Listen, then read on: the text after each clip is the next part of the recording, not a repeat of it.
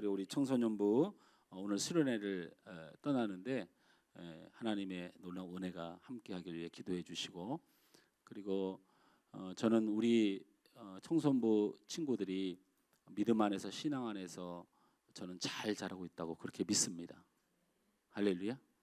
예, 왜냐하면 우리가 키우는 것이 아니고 우리는 실수투성이를 주입하지만 하나님은 끊임없이 저들의 삶 속에서 만지시고 붙드셔서 저들이 하나님의 영광을 드러낼 꽃을 피우는 그날까지 우리 하나님 꺾지 않으신 하나님인 줄 믿으시기 바랍니다. 제가 그랬었고 여러분이 그렇게 살으셨다는 겁니다. 그때는 마치 믿음도 없고 그때는 철이 없고 그때는 참으로 부족해 보이는 자녀로 우리도 그렇게 자랐지만 오늘 이 시간 우리 하나님을 찬양하는 자로, 예배하는 자로 온전해져 가고 있다는 것은 하나님께서 또한 우리 청소년부를 향한 하나님의 꿈이고 비전인 줄 믿습니다. 예, 그런 마음으로 함께 기도해 주시길 바라겠습니다. 우리 말씀을 함께, 제목을 함께 읽겠습니다. 그 어려운 것을 해내야 합니다. 다시 한번 우리 따라서 합시다. 그 어려운 것을 해내야 합니다.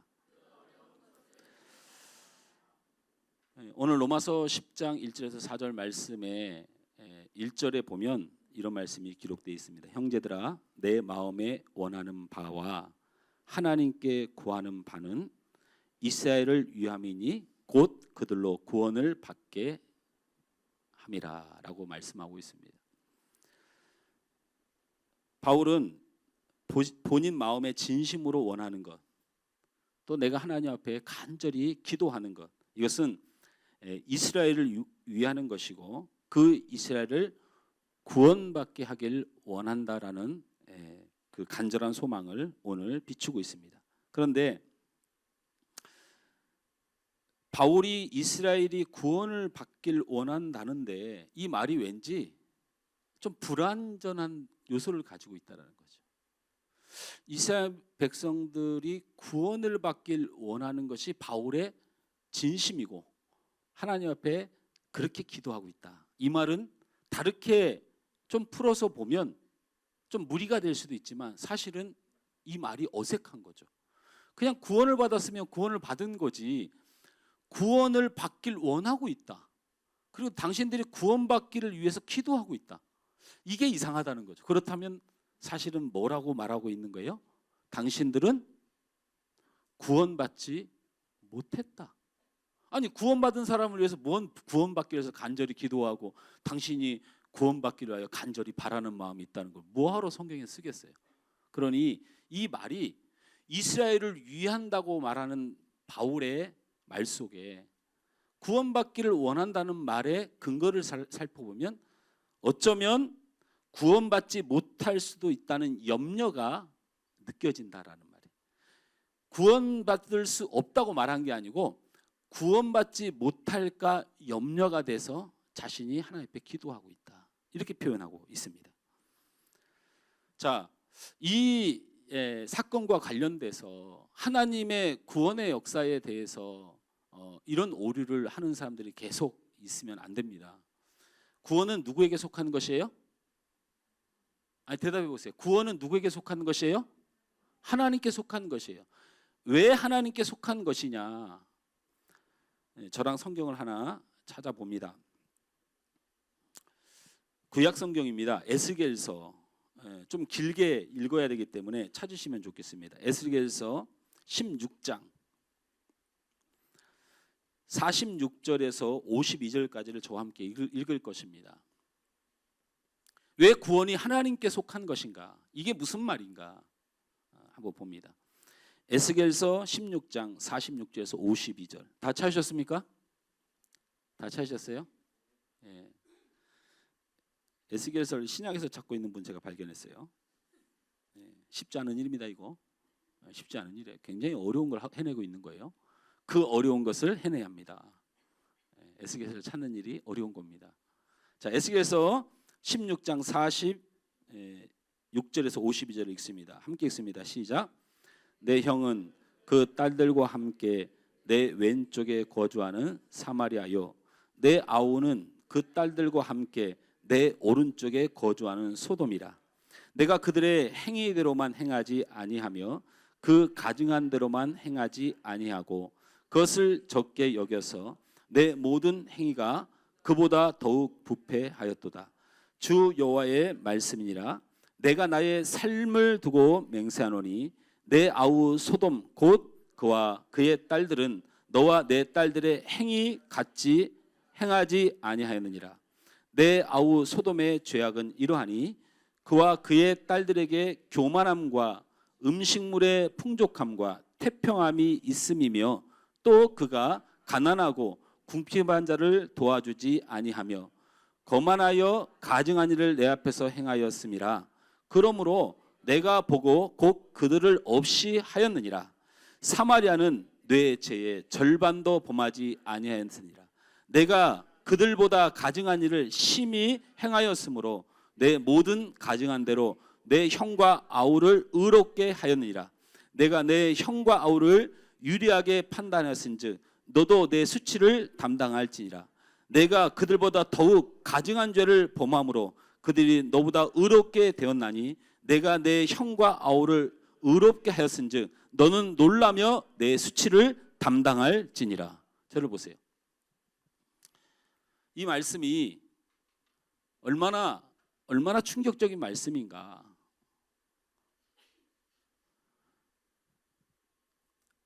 소돔이라는 것이 어떤 것입니까? 소돔이라는 것이 내 아우 소돔의 죄악은 이러하니 그와 그 딸들에게 교만함과 음식과 풍족과 태평함이며 또 그가 가난하고 굶은 자를 도와주지 아니하며 거만하여 가증한 일을 내 앞에서 행하였습니다. 그러므로 내가 보고 곧 그들을 없이 하였느니라. 기억하지 않냐?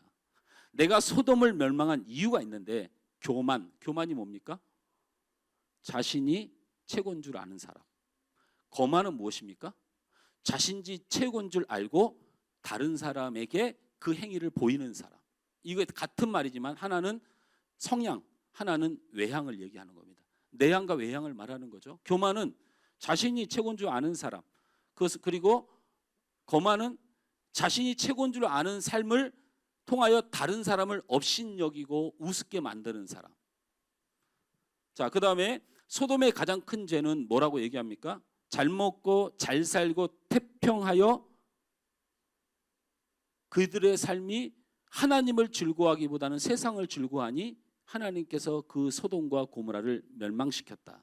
이것은 구약에서 성경에서 나타난 사실은 하나님의 뜻과 하나님의 전진 때문에 멸망하는 성과 나라는 있습니다. 그러나 사실은 하나님의 나라임에도 불구하고 자멸하는 나라가 등장하는데 바로 이 소돔의 죄악입니다. 자, 또 사마리아를 언급합니다. 그런데 사마리아를 언급할 때 사마리아의 죄악을 정확히 직시하고 있지 않고 뭐라고 얘기하냐면 니네보다 사마리아가 훨씬 낫다라는 거예요. 니네가 누굽니까? 너희가 누굽니까? 유대 예루살렘 백성들입니다.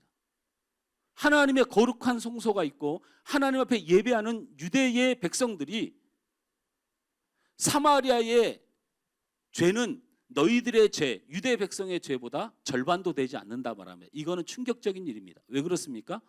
제가 지난 시간에 분명히 말씀드렸죠. 사마리아의 죄가 뭡니까? 바알과 아세라를 하나님으로 가장하여 섬기면서 사실은 하나님을 믿는다고 하면서 물질이 우상이 되고 자녀가 우상이 되고 자신의 만족이 우상이 되는 이런 거짓된 신앙을 하는 총본부가 사마리아입니다. 그곳에 하나님의 성전이라고 세워놓고 그곳에서 자기들의 이익을 위하여 자기의 만족을 위하여 신앙생활했던 바로 우상의 터전이 사마리아입니다. 이 사마리아는 유대 민족뿐만 아니고 지금 이 유대에 있는 현재 이스라엘 백성조차도 꺼리는 지역이 바로 사마리아 지역입니다. 사마리아 지역은 차지하고 싶은 마음이 없습니다. 계속 저주의 땅으로 남기를 원해서 수없는 전쟁이 주님 오시는 날까지 이루어질 것입니다.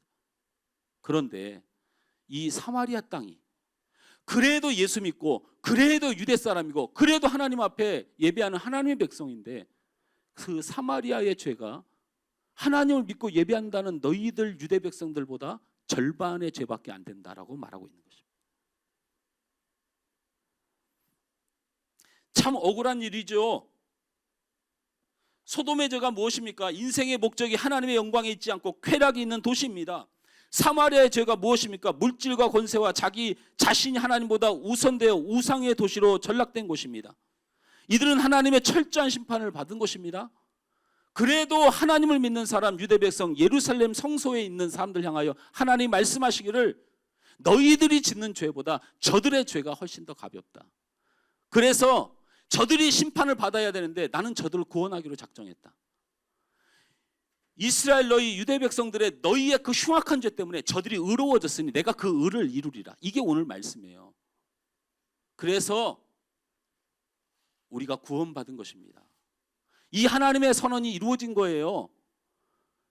하나님이 택한 백성을 구원하기로 한 모든 것을 포기하시고 예수 그리스도를 땅에 보내서 하나님이 말씀하신 사마리아와 소돔 같은 세상에 의로운 자들을 구원하겠다는 이방 선언이 바로 이방 구원 선언이 이 말씀이에요. 자, 그러면 본지가 흐트러질 수 있으니까 조금 더 얘기를 해보면 억울한 일 아닙니까? 이 시대를 보십시오. 예수 똑바로 못 믿으니까, 하나님 앞에 신앙생활 똑바로 못하니까 교회 사람들이 하나님을 믿고 예수를 믿는데 그 의로운 사람들은 저 바깥 사람들이 되고 있는 게 안 보이십니까? 우리가 무슨 잘못을 했습니까? 우리가 뭘 그렇게 죽을 죄를 졌습니까? 근데 하나님은 이 시간 우리 이 시대에 우리 그리스도를 믿는 하나님의 예루살렘 거룩한 성소에 있는 우리에게 말씀하십니다. 너희의 죄가 저 바깥에 있는 죄보다 저들은 절반밖에 잘못하지 않았다. 너희들은 아주 나쁜 사람들이다.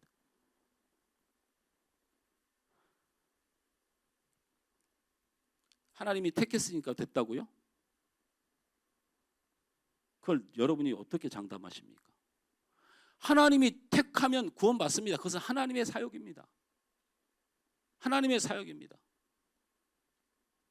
여러분, 구원파가 이단으로 문제가 되는 이유는요, 본인이 구원받았다고 대단히 날짜까지 자신하면서 나서는 모습이에요. 구원은 그렇게 교만한 게 아니에요. 하나님께서 택하시고 구원한 사실에 대해서 인정하는 것이 정통신학이에요. 하지만 우리는 그 연약함 때문에 두려우며 그 구원을 이루려고 애를 쓰는, 우리의 삶은 다른 얘기란 얘기예요. 다른 얘기예요.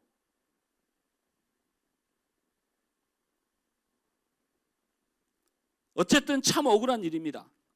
바울은 이런 아픔이 이방 그리스도인들에게 그리고 또 예수를 믿는 우리들에게 반복되지 않기를 간절히 바라면서 두 가지를 오늘 정리해서 말하고 있습니다. 에스겔서에서 나타났던 하나님의 진노가 왜 있었는지를 바울이 다시 한번 하나님과 예수님을 부인하는 유대 백성들에게 설교하면서 두 가지를 말하고 있는 것이, 그 첫째가 뭡니까? 2절 말씀, 우리 다시 돌아갑니다. 본문으로 로마서 10장을 피십시오. 로마서 10장.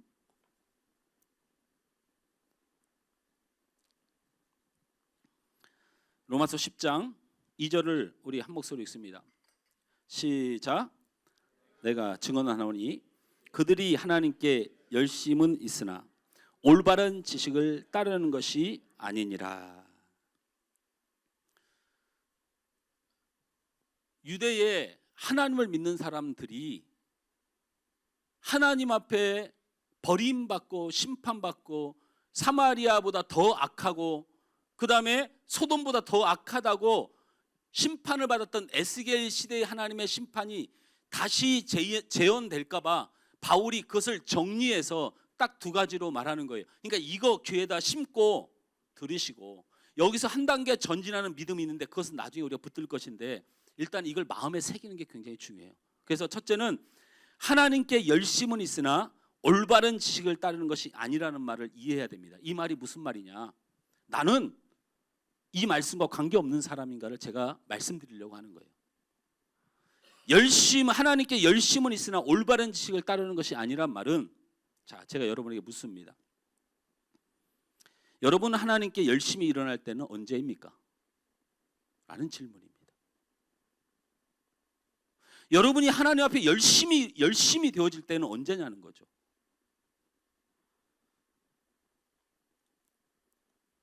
다시 질문하면 여러분이 하나님께 가장 은혜 받을 때는 언제입니까? 라는 질문이라는 거예요. 이게 무슨 질문을 하고 있는 거냐? 내가 맞을 때, 내가 좋을 때 그걸 은혜로 생각한다는 거예요. 하나님을 믿으면서 예수를 믿으면서 그 십자가의 길을 가면서 내가 맞을 때, 내가 좋을 때가 은혜로 착각하고 살아가는 신앙생활, 그게 헛된 열심이라는 겁니다. 장로님, 제가 마음에 안 드시죠? 마음에 듭니까? 진심으로 느껴집니다. 진심으로. 내가 맞을 때, 내가 좋아하는 것일 때 열심인 사람들이 하나님 앞에 열심을 낼 때는 자신이 은혜스럽다고 생각하는 부분입니다. 그래서 열심히 냅니다. 그래서 찬양 때문에 은혜를 받은 사람은 찬양 따라서 신앙생활에 열심을 냅니다. 기도를 통해서 은혜 받은 사람은 기도를 못하면 막 죽을 것 같고 뭔가 영혼이 막 어떻게 될 것 같고 막 이럽니다. 그래서 기도가 잘 되는 곳을 찾아다녀요. 김선희 권사님, 교회 와서 열심히 기도하세요. 우리 이건 이게 뭐라고 하는 게 아니라 우리 김 권사님은 기도가 안 되면 힘들어하시는 분이에요. 그죠? 네, 그게 있어요. 그게 있어. 근데 우리 권사님은 좀 달라. 제가 그건 나중에 설명을 할게. 자, 또 하나님의 말씀을 통하여 은혜 받은 사람들 대부분요, 목회자들 이런 사람들이 많습니다. 자기들이 신학 공부를 하다 보니까 말씀의 비밀을 깨달으니까 은혜를 받아요. 앉아갖고 찬양 우습게 알아요. 미쳤다. 아니 춤을 추면서 찬양 다윗은 빤스가 벗겨져서 찬양해도 하나님의 심판을 받고 잘했다 칭찬받았는데 거룩하지 않다는 거지. 그래서 거룩해서 말씀 붙들고 그렇게 물질 욕심내고 자기가 왕이 돼서 그렇게 해서 그렇게 거룩하게 삽니까 우리가? 안 그렇습니다. 저나 여러분이나 똑같아요. 목사가 대단한 게 아니고 하나님이 대단하기 때문에 부족한 자들이, 우리 성도들이 그 위치에서 하나님을 섬기면서 사는 겁니다. 그게 교회입니다. 그런데 어쨌든 제가 말하고 하는 본질은 우리가 좋은 것, 내가 맞는 것이 은혜로 착각한다, 이런 부분이 있다는 거예요. 은혜가 아니란 얘기가 아니고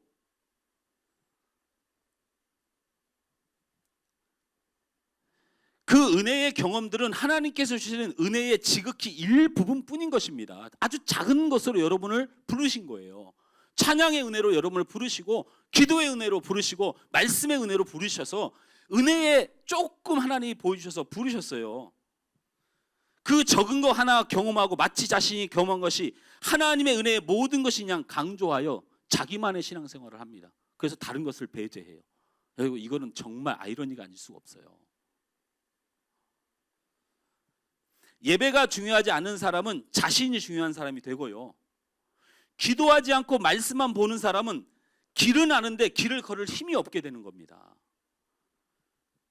말씀을 얻고 기도만 하는 사람은 열심히 행하긴 하는데 어디로 가는지를, 뭘 하는지를 모르는 거예요. 자기가 무엇을 해야 되는지 몰라요. 열심은 있는데. 예배와 찬양, 기도와 말씀이 절대로 어느 것 하나 부족해서는 안 돼요. 자, 그 증거가 뭡니까? 우리가 정말 저 사람이 하나님 앞에 은혜를 받은 사람인구나라는 종교적 행위를 확인할 때 딱 한 가지입니다. 찬양할 때도 울고 기도할 때도 울고 말씀 들을 때도 울고 찬양할 때도 기쁘고 말씀 들을 때도 기쁘고 기도할 때도 기쁜 사람, 이 사람을 하나님의 은혜를 온전히 깨달은 종교적 행위로 인정할 수 있는 모습이에요.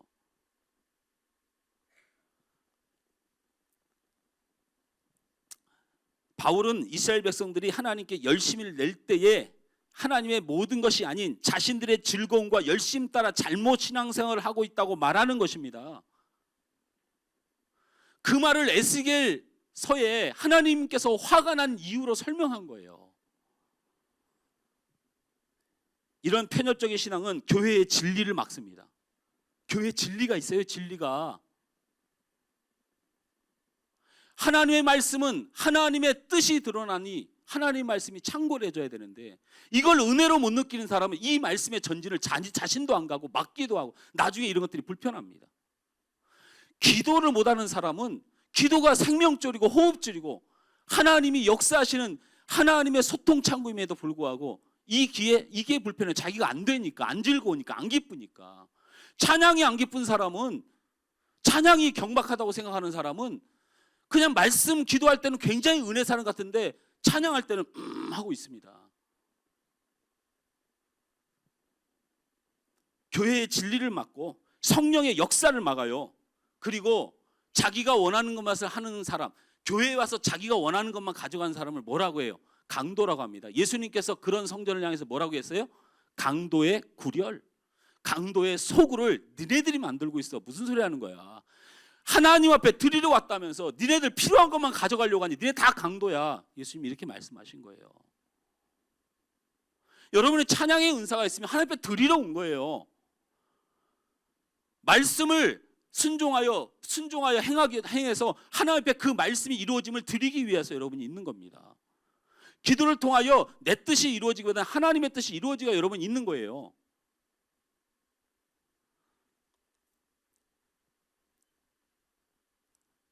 두 번째로 유대의 백성들, 택한 백성임에도 불구하고 구원이 불확실하다고 바울이 여기면서 말했던 게 3절 말씀이죠. 두 번째로 3절 읽습니다. 시작. 하나님의, 다시 다 같이 읽습니다. 시작. 하나님의 의를 모르고 자기 의를 세우려 힘써 하나님의 의에 복종하지 아니하였느니라 라고 했어요. 이게 무슨 말입니까? 그냥 이 대답에 여러분이 대답해 주면 쉬워요.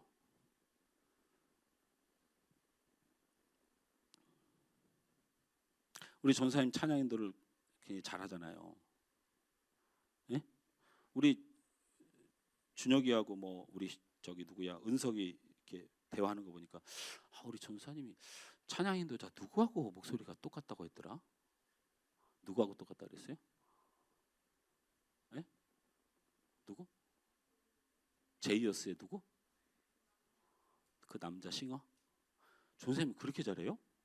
내가 볼 땐 나보다 조금 한 단계 아래인데 우리 중고등부에는 전사님이 진짜 대단하다는 거야. 제이어스 그 인도자하고 비슷하고 또 어떤 찬양 인도자하고 비슷하대.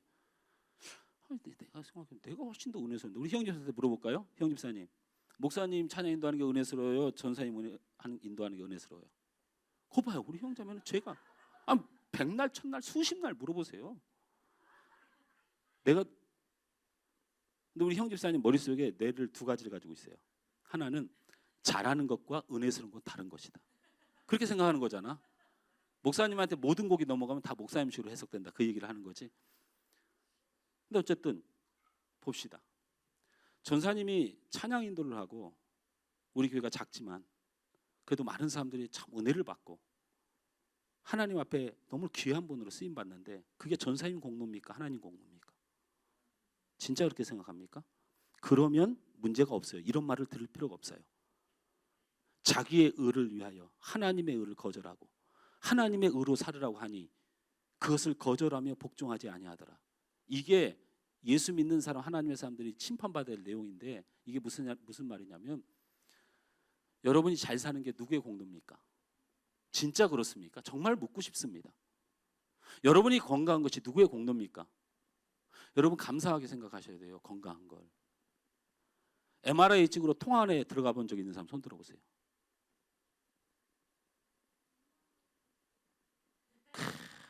다 이게 얼굴도 봐. MRI 통 속에 들어갔던 사람들이 다 얼굴에 성령 충만 써 있잖아. 한번 들어가면 정신 바짝 나거든. 동그란 통 안에 들어갔는데 의사가 들어갈 때 하는 말이 이상하고 급한 상황이 벌어지면 반드시 발을 흔드셔야 됩니다. 안 그러면 우리가 몰라서 위험할 수 있습니다. 통 안에 들어갔는데 진짜 그 좁은 통 안에 들어갔는데 저는 간 MRI를 찍으니까 진동파까지 하잖아요. 막 몸을 자꾸 흔들어요. 근데 귀에다 대고 의사가 이렇게 말합니다. 숨을 들이마십니다. 내쉽니다. 참습니다. 하고 몸이 막 흔들려요. 그렇게 갖고 5번을 해야 되는데 식은땀이 줄줄 나는데 4번 하고 5번째 할 때 마이크가 고장이 났어요. 마이크가 고장이 났다니까요. 마이크가 고장이 나가지고 내 몸을 막 흔드는데 내가 언제 숨을 참아야 되는지 안 가르쳐 주는 거야. 갑자기 머리가 하얘지더니 죽을 것 같더라고. 갑자기 뭔가 안 풀리고 답답해지면요 그 공간이 죽습니다. 그래서 공황장애 환자들은 절대 그 통 안에 검사 못해요. 그래서 내가 발을 흔들라는 거 까먹고 뭐 했는 줄 알아요? 그 통을 막 때려서 아니 안 들리는데 자꾸 흔드니까 언제 숨을 쉬고 언제 하란 말이야.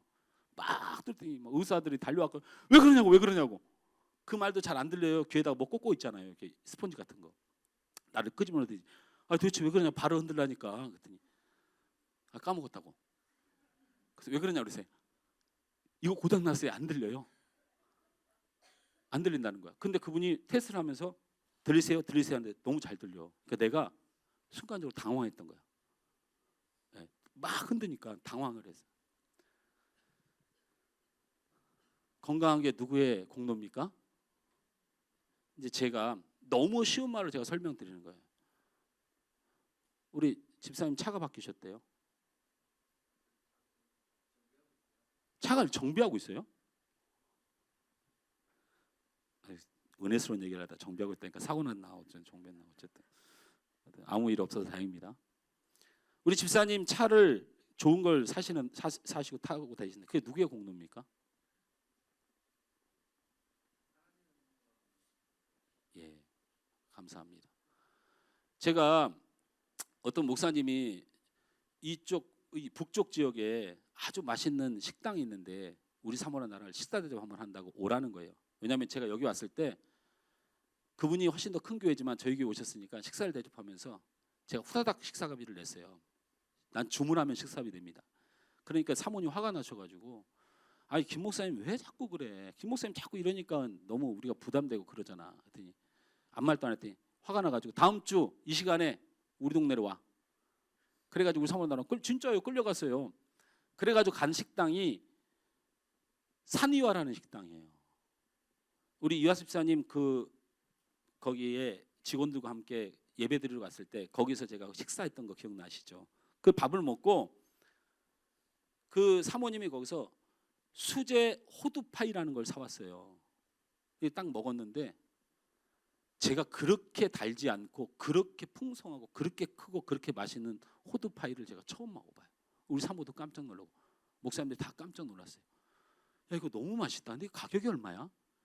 큰 대짜 사이즈가 파리바게뜨에서 26,000원 얼마예요? 2만한 개. 근데 거기서 14,000원에 팔아요. 직접 만들어가지고. 너무 맛있어가지고 돌아와가지고 거기다 전화를 했어요. 왜냐하면 우리 카페에서 그걸 팔고 싶은 거야. 네? 그래서 전화를 했어요. 갑자기 그런 마음이 들었어요. 근데 문제는 우리가 그걸 일주일에 몇 개 팔지 모르잖아. 한 개도 안 나갈 수도 있고. 근데 그렇게 큰 가게에다 그걸 주문하니까 좀 미안해가지고 전화를 했더니 그분이 네 교회라고요? 알겠습니다. 그러면 제가 이따가 다른 분이 전화 드릴 거라고 전화를 끊더라고. 전화 받는 안내하시는 그 직원분이. 그리고 나서 전화를 한 사람이 오승택 대표예요. 오승택 대표. 오승택 대표가 전화를 해가지고 나한테 좀 전에 전화 연락받고 직원한테 연락받고 전화됩니다. 제가 오승택입니다. 이렇게 해요. 그래서 내가 오승택 대표라니까 심장이 떨리잖아요.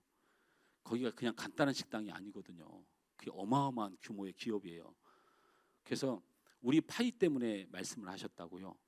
그래서 하는 말이 참 신기하네요. 제가 별내동을 일주일에 한 번씩 부모님 때문에 간다는 거예요. 그래서 수량이 얼마인 거 걱정하지 마시고 우리 것을 먹고 카페에서 팔 만큼 내가 정성껏 만든 이 파이에 대하여 평가해 주셔서 너무 감사해서 그러니 일주일에 한 번씩 갖다 드릴 테니까 파십시오. 아멘을 아무도 안 해도 괜찮아요. 나는 그 사람이 별내동에 있는 줄 내가 하나님에서 알고 있었으니까. 저는 이런 우연들이 너무 많죠. 근데 더 기가 막힌 건 제가 그렇게 얘기했어요. 제가 산유화를 가끔 가는데 저기 그 화정 지역을 잘 몰랐다가 제가 그 하사모 그 모임에 장로님도 가서 밥 한번 얻어먹은 적 있죠? 심상정 씨도 한번 얼굴 보고. 우리 이하수 집사님이 목사님 이해하세요? 다 그런 거야 이렇게 했던데. 어쨌든 그런데 오승택 그 대표가 집사님 얘기를 해요. 아 거기요. 우리 이하섭 회장님이 그 하는 저도 거기 참여합니다. 뭐 아니면 저도 그렇게 같이 해요? 그렇게 얘기를 하더라고. 그래서 내가 뭐라고 얘기할게요? 뭐라 이게 자꾸 꼬이고 꼬여서 이게 뛸 수 없는 인연이 돼가네.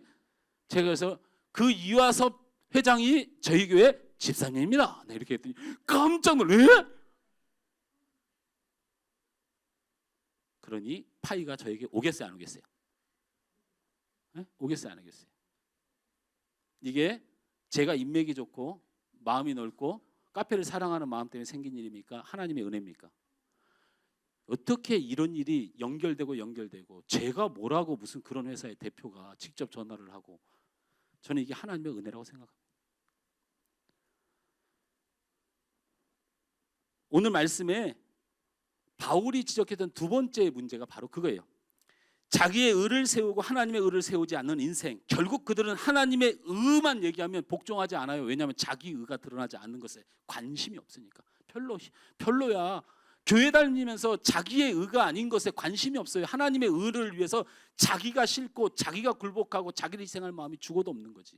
그러나 자기가 의가 드러나고 자기 덕이라고 생각하면 무엇이든지 하는 거예요. 여러분의 차, 여러분의 집, 여러분의 돈, 여러분의 자녀, 여러분의 치유, 여러분의 건강, 정말 이것이 하나님의 은혜로, 하나님의 공로라고 철저하게 믿고 산다면, 그런데 그렇지 못하다. 자신의 공로로 살아가니 하나님의 공로가 되는 일에 무관심하게 됩니다. 자신의 공로가 되는 일에만 열심히 있지요.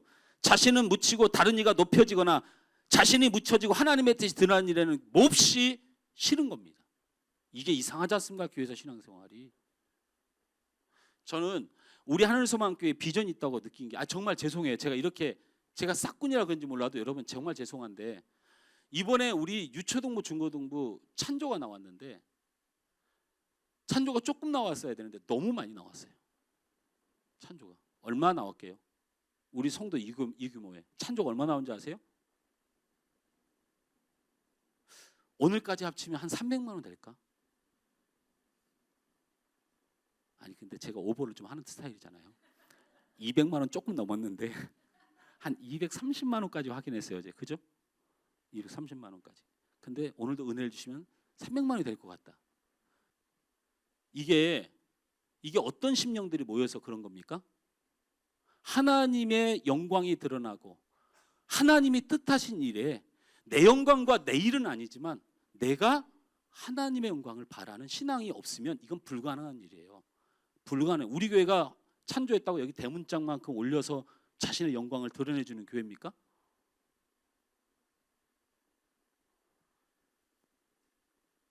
자, 바울은 두 가지를 말하고 있어요.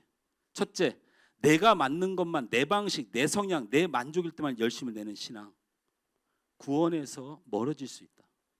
두 번째, 내 공로로 사는 삶, 하나님의 공로, 다른 사람의 공로가 불편한 신앙, 이것도 문제가 될 수 있다. 자, 여기까지가 여러분이 신앙생활하면서 하나님 앞에 기도하라고 드리는 이야기예요. 기도하라고.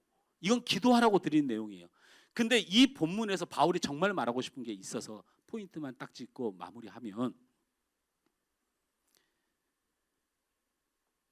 신앙생활하면서 내게 맞는 거, 내 급분이 되는 것을 찾는 이유는, 그 이유가 뭐냐는 거죠. 바로 편안하게 신앙생활하라는 욕망이 우리의 마음속에 있다는 거예요. 누구나 마음에 갈등 없이 편안하길 원해요.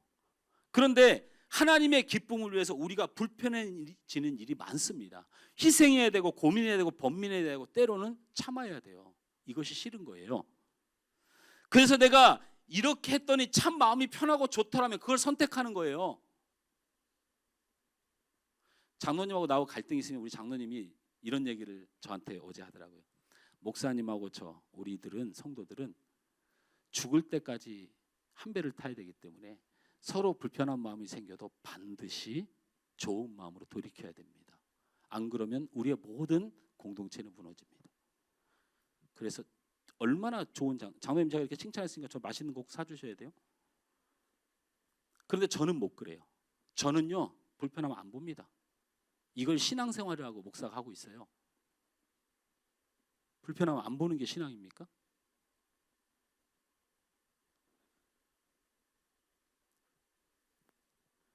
내가 이렇게 했더니 참 마음이 편하면 그게 신앙인 줄 알아요. 그 방식을 고집하게 되고, 교회가 이런 교회가 더 좋더라면, 그게 편안한 마음이 들면 그걸 추구하게 돼요. 그리고 교회의 필요, 하나님의 필요, 하나님의 목적을 쫓기보다는 자신의 필요, 자신의 목적을 따라 교회에서 있고 교회를 선택해요.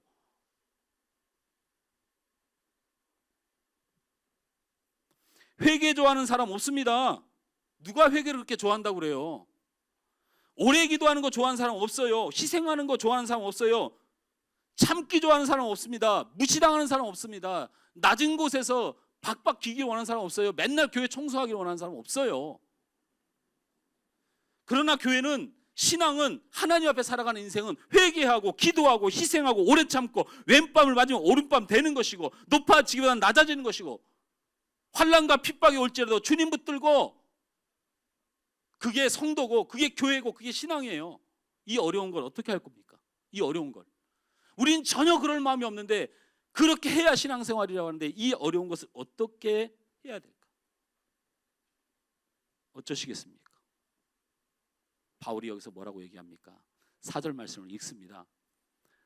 목사님이 말씀을 너무 어렵게 한다고 하지 말고, 제가 기도 제목은 드렸으니 저는 충분히 드렸다고 생각합니다. 이제는 내가 드릴 기도 제목, 내가 이런 사람 되지 않게 해주세요. 구원에서 제외되지 않게 해주세요. 이 바울처럼 간절히 앞에 기도하십시오. 그러나 하나님의 말씀은 다시 들으셔야 돼요. 이렇게 말한 바울이 4절 말씀을 말하는 겁니다. 다 같이 읽습니다. 시작.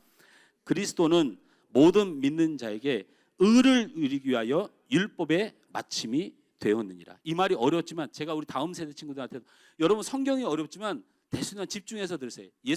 이 바울이 지금 말씀을 통하여, 성령의 감동을 통하여 뭐라고 말을 하는 거냐면, 이 4절은 이런 해석입니다. 율법적인 신앙이라는 게 있다. 율법이라는 게 있다. 바로 회개고 인내고 충성이고 십자가를 지는 길이고, 근데 이게 율법이다라는 거예요. 다시 말하면 이걸 너희가 해낼 수 있냐면 못한다는 거예요. 절대로 못합니다. 절대로 못해요. 전사님, 목사님한테 늘 은혜 받아요?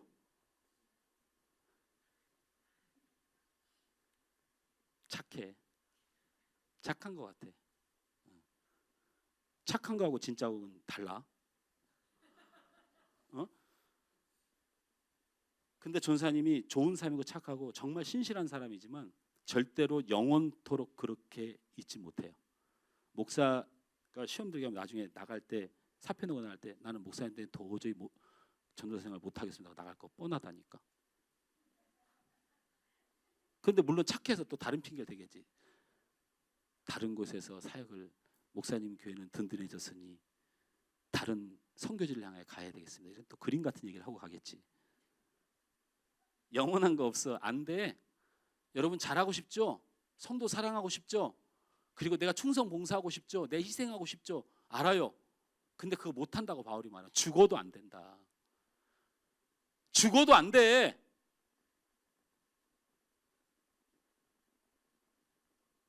그래서 우리는 예수가 필요하다. 되는 세상이면 예수님이 이 땅에 안 왔어요. 안 됩니다. 그래서 그 안 되는 걸 붙들고 여러분 그냥 그렇게 고민하면서 그 인생에 머리 짜가면서 살지 말고, 오늘 바울이 뭐냐, 율법의 마침, 이제는 그거 그만 끝내라. 너희들 안 돼. 영원한 사랑을 지닐 수가 없고 너희들 열심을 지닐 수가 없어. 너희들의 변함없는 신앙 힘들어. 너 그 사람하고 갈등 안 멈춰. 그러니 제발 좀 그 사람에게 기대도 하지 말고 너 스스로 뭔가 그냥 나는, 그러니까 기껏 그런 얘기 나오는 거, 나는 저 집사님한테 최선을 다했는데 어떻게 저럴 수가 있냐고. 결국 가장 착한 말이 그 말인 거예요. 제발 그만하라.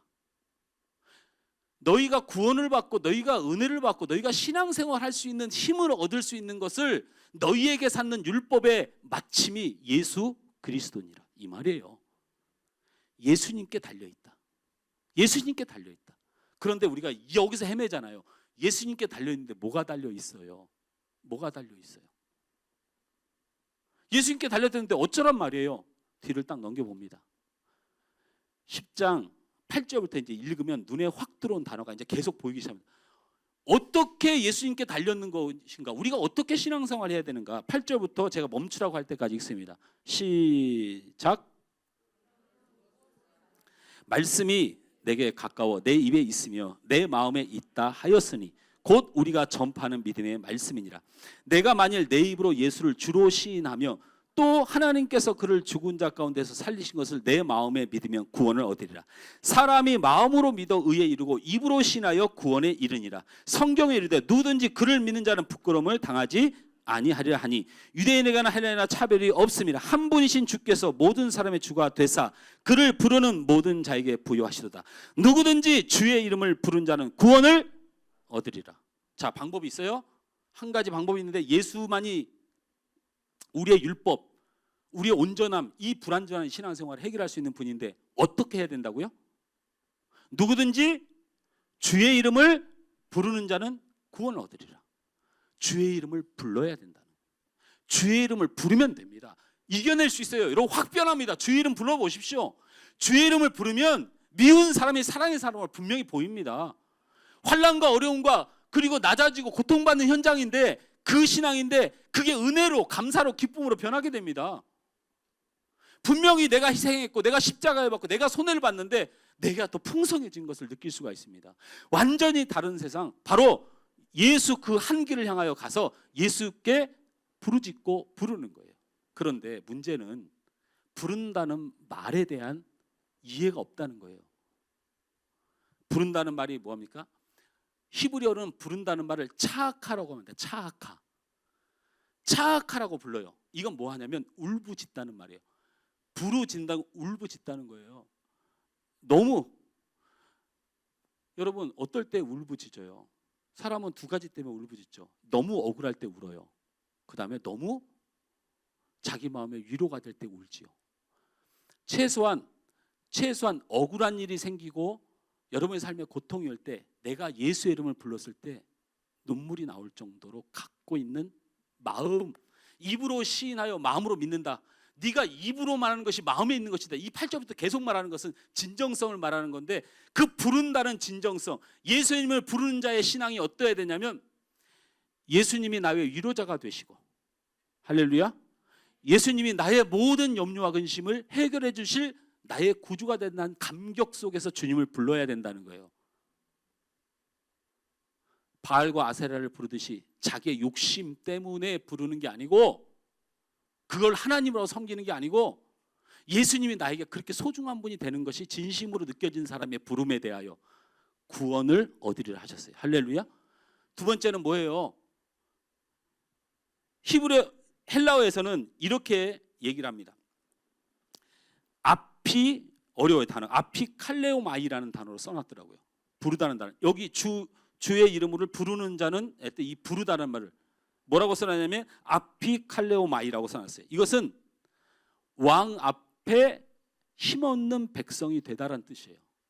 예수가 진짜 여러분의 힘인 사람, 예수님이 진짜 나에게 힘이다, 주님만이 나의 힘과 능력이다, 이것을 진짜로 믿는 사람, 세상 물질을 가지고 있어도 이거보다 주님이 한 단계 위인 사람, 내가 세상에서 아무리 능력이 있어도 내 위에 주님이 있어서 그 주님만 나타나면 머리를 숙이고 겸손해질 수 있는 사람, 이런 사람의 부름에 대하여 믿음으로 보고 구원하겠다는 거예요. 할렐루야. 말씀 맞습니다. 저는 참 부족합니다. 그리고 제가 죄인입니다. 목사나 성도나 다 같은 것입니다. 그리고 저를 용서하십시오. 저를 이해해 주십시오. 제가 이렇게 설교를 가끔 합니다. 제가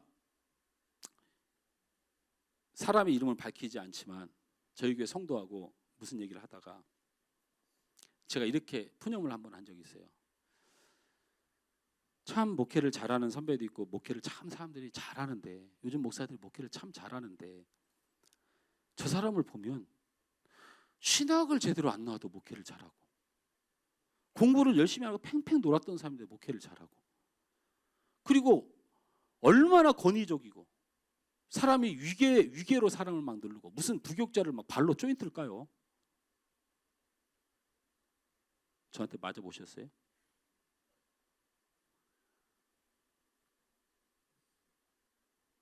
순종 안 하면 나쁜 놈 만들어버리고, 미우면 내보내버리고. 근데 이상하게 이렇게 목회하면 사람들이 순종을 잘하고 교회에 말이 없어. 제가 한 말이에요, 그 형제에게. 나 이게 너무 마음이 아프고 속상해. 이렇게 악하게, 나도 나쁘지만 그렇게 말하면 교회가 끽소리가 없어. 싫은 사람 내보내고 마음에 맞는 사람끼리 뭉치고, 사람들은 그걸 순종으로 여기고, 야, 이 교회는 목사님한테 순종도 안 하고 몰려들고. 돈 없으면 무시하고 돈 있는 사람 막 들어다 쓰니까 교회가 막 뭐 필요하다면 뭐 들어오고 뭐 필요하면 뭐 들어오니까 막 교회가 잘 되는 거지. 그런데 대화하고 인내하고 내 부족함을 솔직하게 고백하고 사랑으로 붙들고 눈물로 기도하고 이런 목회자가 되고 싶은데 그러니까 교회가 안 돼. 말 많아지고 불만 많아지고 목사 알기를 우습게 알고 안 돼. 왜 한국 교회가 왜 우리 교인들과 목사가 왜 이렇게 됐을까? 그랬더니 그 친구가 오늘 설교의 제목을 얘기하더라고요. 그러니까 목회가 어려운 거죠. 그 어려운 것을 해내야죠. 네. 우리 그 어려운 거 해내려고 목회하는 거고 교회 세운 거고 여러분이 공동체에 있는 거예요. 예수님을 부르는 일에 진정성을 두는 거 어렵지만 우리가 신앙 안에서 사랑으로 섬김과 희생과 이해와 양보와 붙듦으로 신앙생활하는 게 우리가 불가능한 어려운 것이지만 예수의 이름을 간절히 부르면 예수님의 이름을 간절히 더하다고 부르면 그분이 나의 왕 되심을 인정하고 내 모든 것을 들여 부르면 그분이 우리를 구원하십니다. 할렐루야. 여러분의 삶의 모든 영적 육적 문제를 그분이 해결하시는 거예요. 오늘 그것을 부를 수 있는 믿음을 지니시고 오직 그분만이 여러분의 신앙이 되십시오. 교회도 아니고 목사도 아니고 어떤 조직도 아니에요.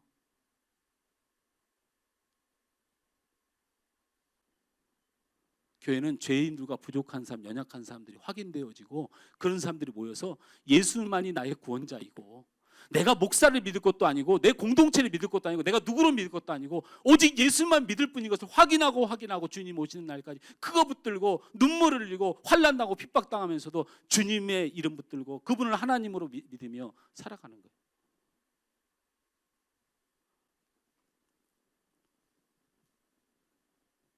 그 어려운 일을 예수 이름 부르면서 해냅시다.